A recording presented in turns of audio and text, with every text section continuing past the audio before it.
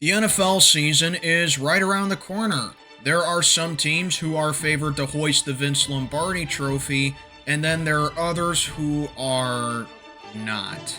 So instead of making a straight up Super Bowl prediction, and because I'm such a negative person, I'm going to sit down here and tell you one reason why your favorite NFL team will not win Super Bowl 60.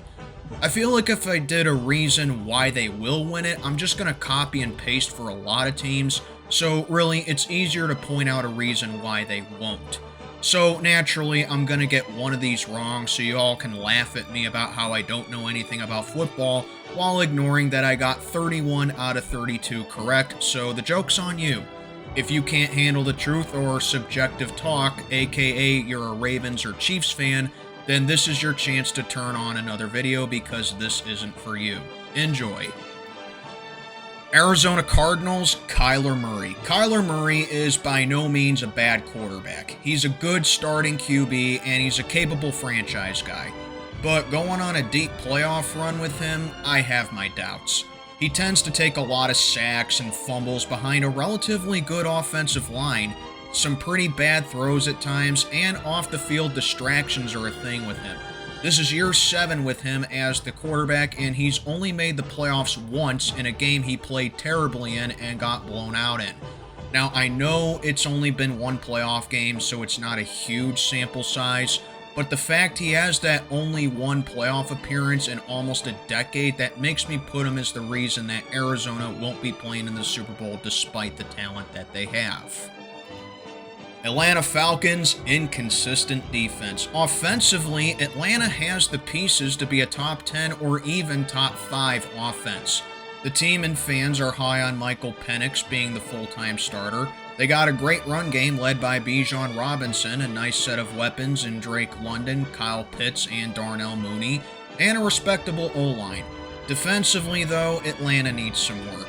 Giving up 34 passing TDs, the 11th most passing yards allowed, a mediocre 18th in interceptions, giving up 4.5 yards per carry, and allowing 2,051 rushing yards and only a borderline top 10 defense in points allowed. The Falcons might be able to come up at times defensively, but coming up at times is just not sustainable. Just ask the Bengals how needing your offense to put on the Superman cape every week feels to win. Baltimore Ravens, not a clutch team. I've been saying every year since the Ravens got KO'd at home in the divisional by the 6-seeded Titans in Lamar's unanimous MVP season that the Ravens are not a clutch team, and all time has done is prove me right. Look, I know it's easy to blame Mark Andrews for dropping the 2-point conversion that would have tied the game, but two things. Number one, the supposedly terrible Ravens defense that was ranked first in the final 6 weeks of the season, by the way, kept the score down to make the rally possible.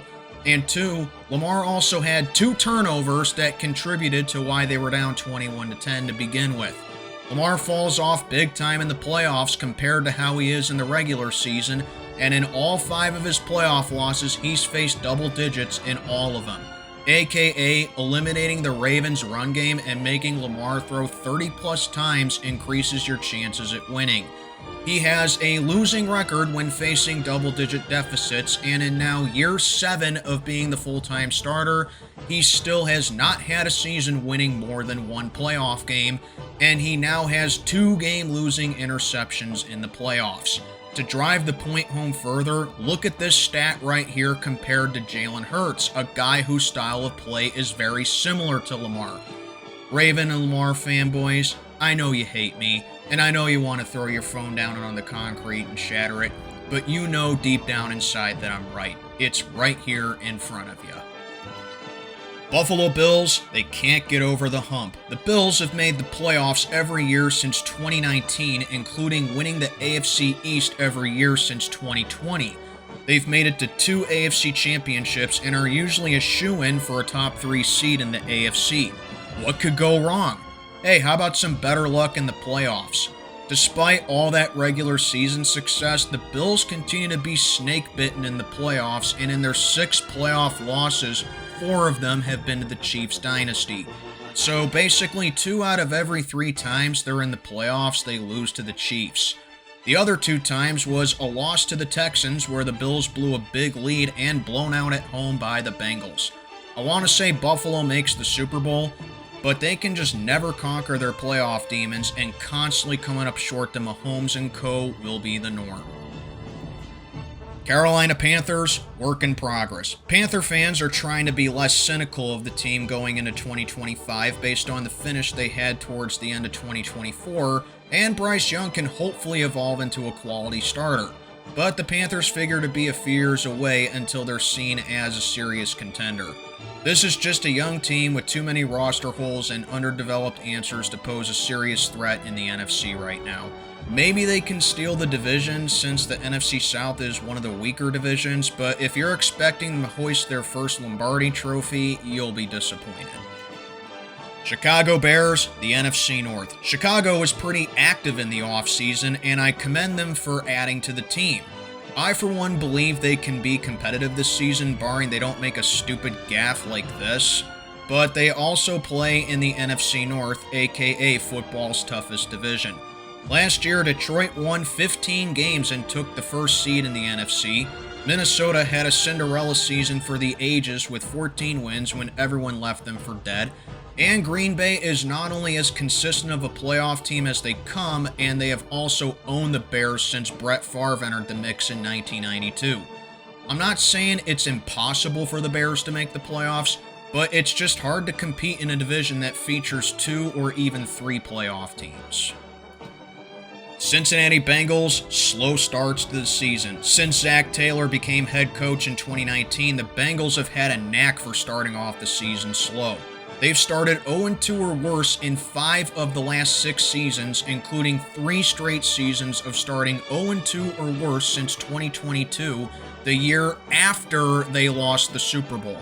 This may sound like a moot point since they made the playoffs in 2022, but that was the only time they weathered the storm and made the playoffs despite it. The AFC has gotten tougher, and perhaps if the Bengals could beat teams like the Browns or Patriots early in the season to avoid an 0-2 start, they wouldn't need to rely on, say, the Chiefs resting their starters in Week 18 when they earned the right to do that, because they won games they needed to. Yes, it's not how you start, it's how you finish, but in the Bengals' case, it's the opposite, and it hurts them. Cleveland Browns, it's the Browns. Dallas Cowboys, they can't stack up well. You know, the easy answer here would be Jerry Jones, but I'm going to go a different route here. The Cowboys just don't fare well against teams above 500. Counting the playoffs, Dallas is 16-26 against teams who have finished above 500 in the last 5 years.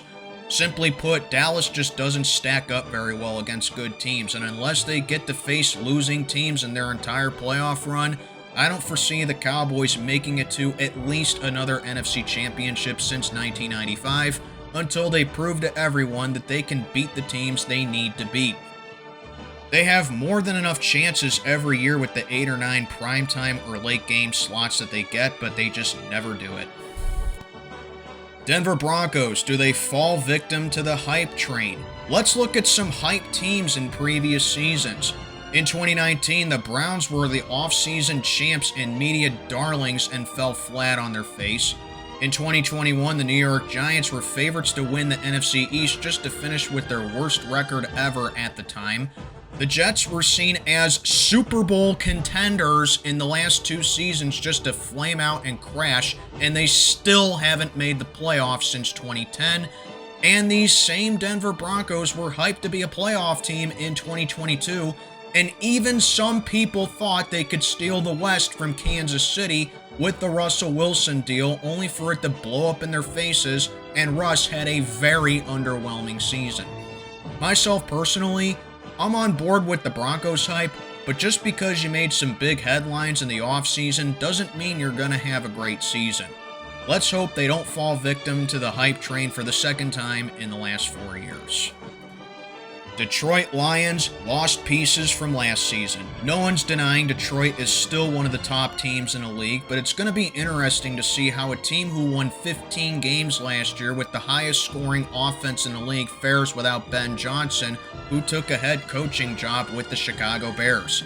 Defensive coordinator Aaron Glenn is now head coach for the New York Jets, followed by the Lions swapping cornerbacks Carlton Davis for DJ Reed before signing mostly depth chart fillers in free agency. Their draft addressed noticeable holes along the defensive and offensive lines while preparing for the likely loss of receiver Jameson Williams in a year or two, and a steady offseason for a squad that is fully committed to its core and is coming off the best regular season that they have ever had in franchise history. But don't be shocked if the Lions take a step back from notable losses that they had in the offseason. Green Bay Packers, Jordan Love. Similar to Kyler Murray, Jordan Love is not a bad quarterback. He is a quality starter who is good enough to win games. However, I don't see a guy who is going to lead the Packers to a fifth Lombardi. This is his third season as the full-time starter, and so far he's put up solid regular season stats, but when it comes to facing elite teams, he doesn't do that great. He makes some dumb throws, freezes up in the pocket, and already has a game-losing interception in the playoffs. He also had a stinker against the Eagles in the wild card this past season with 3 picks. And it's not like he has a bad offense either. He's got a nice set of weapons, a solid run game, and an elite O-line, and possibly the most underrated defense in the league for good measure. Love is capable of being a top 10 QB, and in my opinion, maybe, if everything goes right, top 5. But just because Brett Favre and Aaron Rodgers gave Green Bay 30 years of Hall of Fame QB and Super Bowl winning QB play doesn't mean Love automatically will. Houston Texans. Was 2023 CJ Stroud a fluke? I don't want to say CJ Stroud's rookie season was a fluke yet because I won't overreact to it and it's still pretty premature.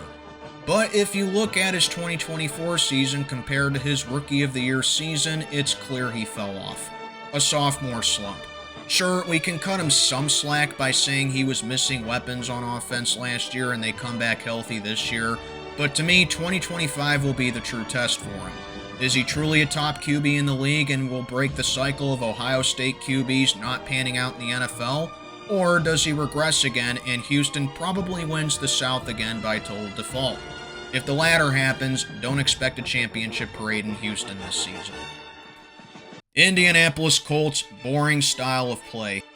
Look, man, I'm not trying to hate on run games because despite this being the most passer-friendly era the league has ever seen, running games are still important for an offense.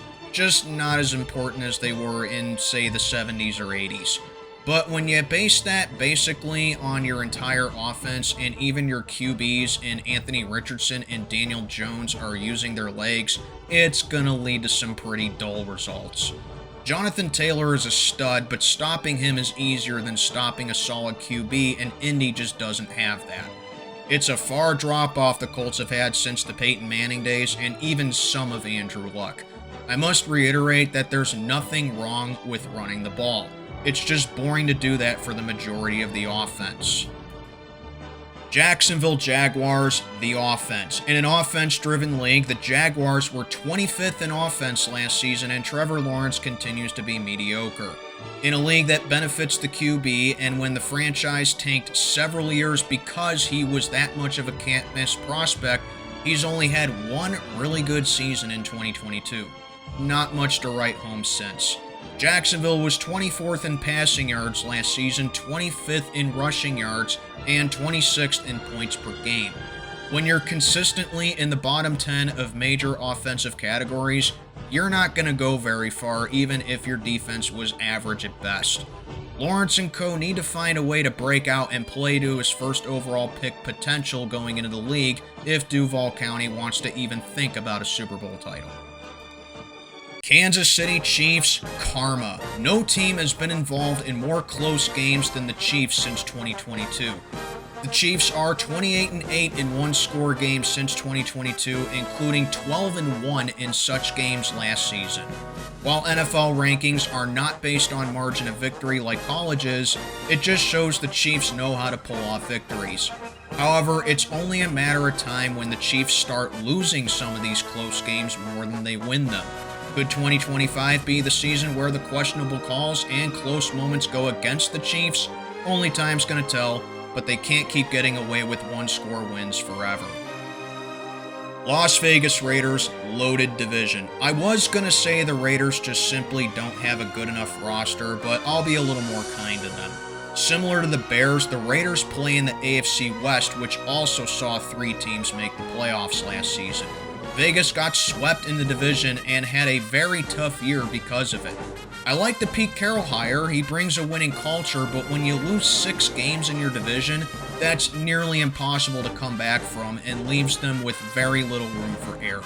The Chiefs, Broncos, and Chargers all have playoff and even Super Bowl aspirations going into this season, and the Raiders just simply don't stack up very well against them.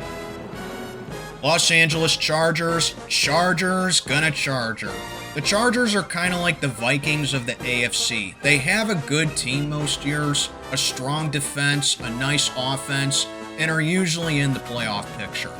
But it doesn't seem to matter. No matter who they have, what their seed is, or who they play in the playoffs, they will invariably find a way to blow it in the most inexcusable and comical way possible. Remember, this is the same team who went 14-2 in 2006 with MVP LaDainian Tomlinson, only to lose at home in the playoffs thanks to Marlon McCree and Nate Kading shanking the game-tying field goal, lost a playoff game to Mark Sanchez, had the number 1 offense and defense in 2010 and didn't even make the playoffs, and blew a 27-0 lead in the playoffs and lost to the Jaguars of all teams. They are the Los Angeles Clippers of the NFL. Chargers gonna Charger. Los Angeles Rams, the run defense. So LA has a youthful defense that features Defensive Rookie of the Year Jared Verse, and it's not to be taken lightly. However, LA's run defense last year got gashed, more specifically by Saquon Barkley twice. And looking at their schedule this season, check out the opponents they faced with strong run games. The 49ers twice with a healthy CMC, the NFC South that features Bucky Irving with Tampa, the Falcons who have one of the best run games led by Bijan Robinson. The Saints are slotted to be terrible, sure, but Alvin Kamara is no joke. And even the Panthers with Chuba Hubbard and adding Rico Dowdle shouldn't be taken lightly. They face Detroit, who has the best run game in the league in my opinion, and they face the dreaded Eagles with Barkley once again. Then in the AFC, they face the Texans with Joe Mixon and now Nick Chubb, the Colts with Jonathan Taylor, and the Ravens with Lamar Jackson and Derrick Henry. That is a brutal gauntlet of strong run games right there, and LA allowed 4.6 yards per carry last season. LA better figure out a way to stop the run game this season, or else Stafford's going to have to play hero nearly every week, and that just doesn't translate to many wins. Miami Dolphins, Tua. Tua is simultaneously the best and worst part of the Dolphins. When he's on the field, Miami has a solid but not elite offense.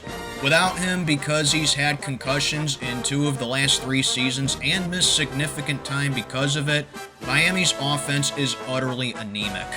A backup option for the Dolphins is something Miami truly needs badly because without Tua, the Dolphins are going to have a hard year.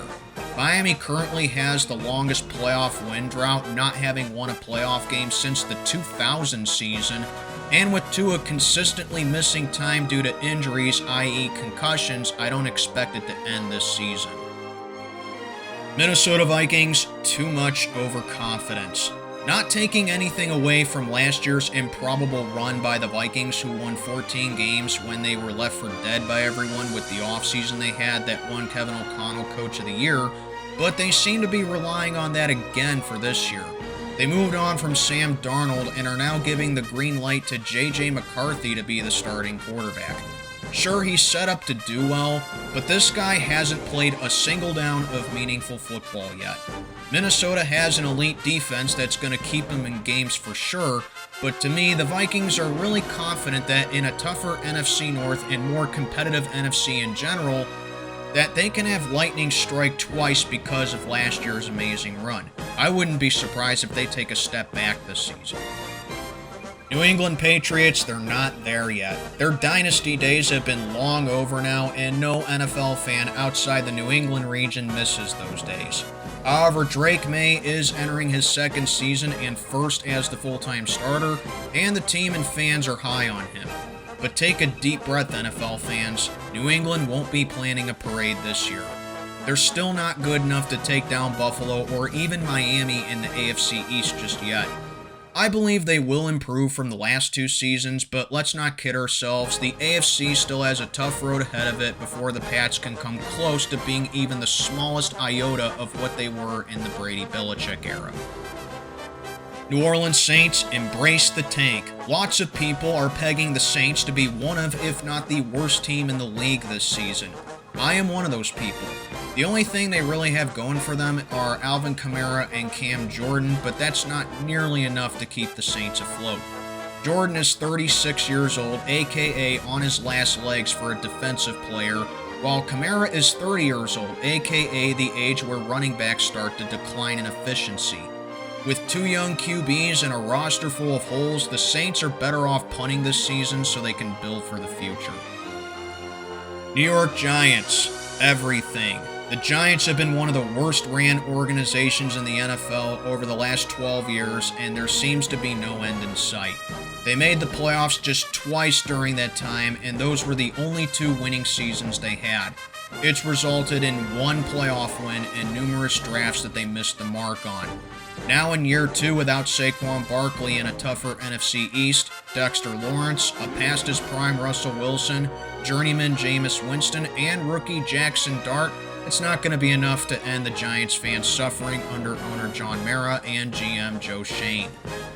New York Jets basically see the Giants. Football in East Rutherford is pretty depressing for both squads. The Jets haven't made the playoffs in 15 years, and if they manage to miss the playoffs even with a hyped-up team last year that featured a top defense, nice nucleus of weapons, and Aaron Rodgers, since apparently he's not washed up and still elite, Jets fans and Packers fans' words, not mine, there's no hope for this franchise whatsoever.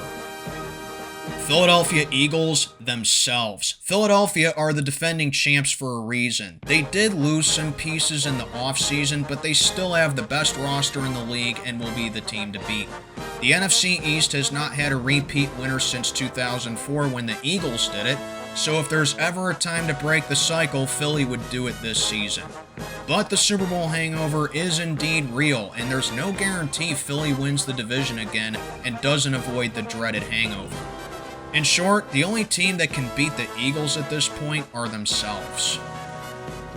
Pittsburgh Steelers, the game plan. I'm a Steelers fan, but I'm a fair one, and I can tell you that the easy answer, and quite frankly the lazy one, would be the QB room, and the roster just isn't good enough. But what's the one common denominator over the last 18 years with late season collapses and playoff failure? Head coach Mike Tomlin.